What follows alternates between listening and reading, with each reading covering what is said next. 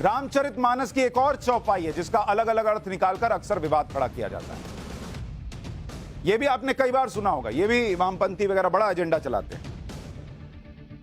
ढोल गंवार शूद्र पशु नारी सकल ताड़न के अधिकारी, यह आपने कई बार सुना होगा। और इस चौपाई को आधार बनाकर रामचरितमानस पर आरोप लगाया जाता है कि इसमें पिछड़ों और महिलाओं का अपमान किया गया, जबकि यह पूरी तरह से गलत और निराधार है। इस चौपाई का अर्थ संदर्भ के साथ आपको जानना चाहिए। प्रसिद्ध रामकथावाचक रामभद्राचार्य ने सही चौपाई और उसका अर्थ बताया, जिसके मुताबिक पूरी चौपाई है, प्रभु भल किन्ह मोही सीख देनी, मर्यादा पुनी तुम्हरी किन्ही, ढोल गवार शूद्र पशु नारी सकल ताड़ना के अधिकारी। यह है पूरी चौपाई। रामचरितमानस में यह चौपाई प्रभु श्री राम और समुद्र के बीच संवाद के रूप में आती है। जब समुद्र ने लंका जाने का मार्ग नहीं दिया तो प्रभु श्री राम क्रोधित हो और समुद्र को सुखाने का निर्णय लिया। यह देखकर समुद्र देव प्रकट हुए और प्रभु श्री राम से क्षमा मांगते हुए चौपाई कही। रामकथावाचक रामभद्राचार्य के अनुसार समुद्र देव ने श्री राम से कहा कि अच्छा हुआ जो आपने मुझे शिक्षा दी, लेकिन मर्यादा यानी जीवों का स्वभाव भी आपने ही बनाया है।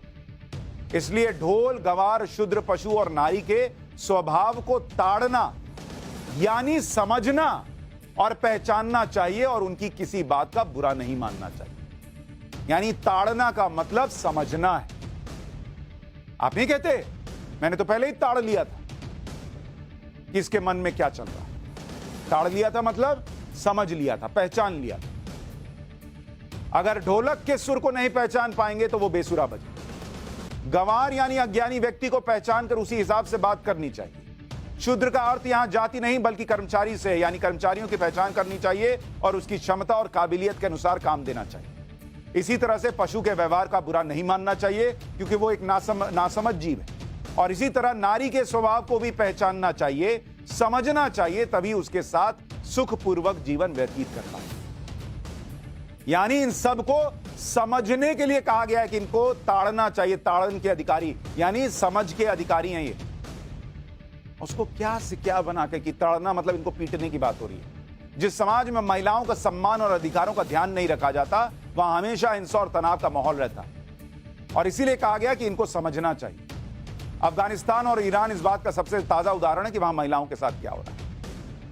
और जिस शब्द को हर बार तमाशा के लिए तमाशा बनाया जाता है, सकल ताड़ना, ये जो ताड़ना शब्द कि ताड़ना के अधिकारी, इसके कई अर्थों में, इसके कई जो अर्थ हैं हिंदी भाषा के जानकारों के अनुसार, ताड़ना शब्द जो है वो सकर्मक क्रिया में कई अर्थ, और इसका मतलब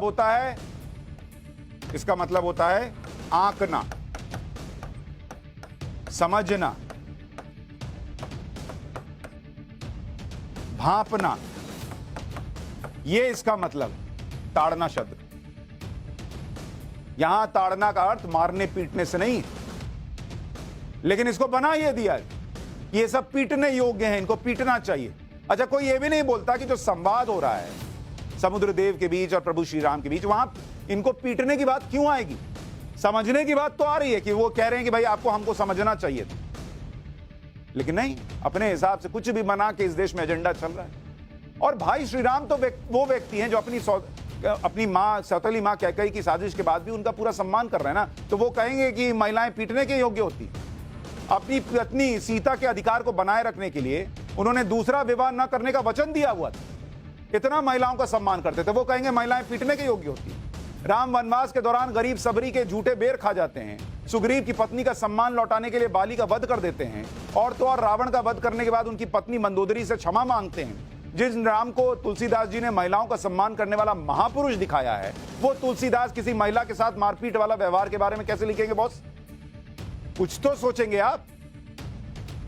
लेकिन प्रभु श्री राम रामचरितमानस के बारे में यह एजेंडा फैला दिया जाता है।